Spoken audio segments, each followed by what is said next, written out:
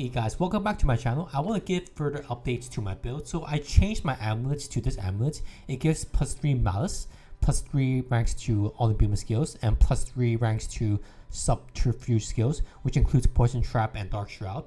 So the reason why I use this is because for malice, it applies to vulnerable enemies.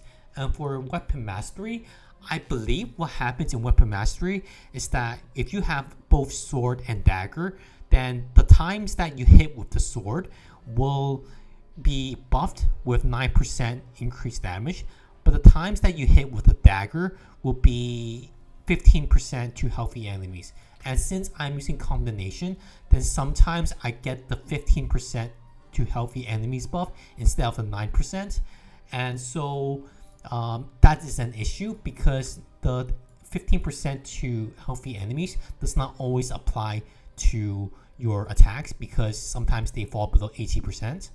But correct me if I'm wrong in the comments, but I believe this is the case, which is why I switched to Malice to gain the full 9% for all my attacks.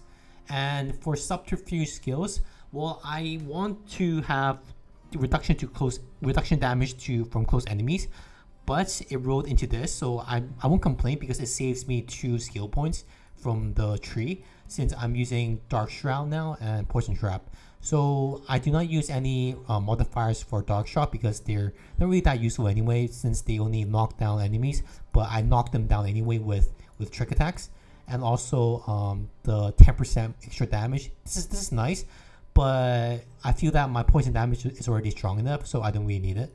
Dark Shroud is really good for damage mitigation because I believe this is an additive damage reduction and not a multiplicative. So what this means is that at 5 stacks, this gives around 44% damage reduction, which is additive towards your other damage reduction sources. So basically you're almost invulnerable. So it's 40% plus the damage modifiers that you have. So say for example you have close damage reduction and global damage reduction.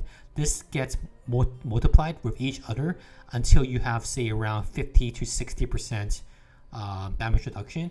And I believe this Dark Shroud adds onto the 50 to 60% damage reduction. So it's essentially 100% damage reduction if you have all 5 stacks of Dark Shroud. Of course, when you take damage, you lose stacks of Dark Shroud, so that reduces to say 8.8% if you only have 1 stack. So it's still good to prevent one-shots if you're running higher tier Nightmare Dungeons. And since there's no time limit in Nightmare Dungeons, then you can basically take it slow and make sure that you have full stacks of Dark Shroud whenever you engage the enemies and elite mobs.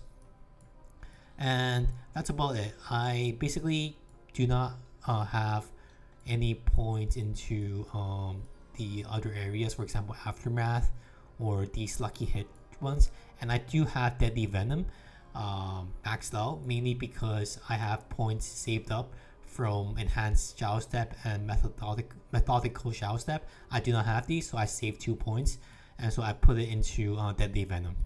And I could put it onto these 2 points, but I don't think it's necessary. I just need the Unstoppable from the Shadow Step. So that's about it. The rest are the same. Like this is the Bursting Venom, this is the attack speed, this is the Umbro, this is damage reductions, the chest, the helm, and the pants, and Shadow Step Ravagers and Manglers, and also Twisting Blade, the legendary aspect, and combination. And specialization combo points, the Paragon tree is the same. I'm thinking about whether I should get Tricks of Trade, the legendary node, which allows you to have 25% multiplicative damage whenever you switch between Marksman and Cutthroat, which is perfect for this build. But I'm still exploring around finding ways to optimize the Paragon tree. So yeah, that's my update, and I'll see you on the next one.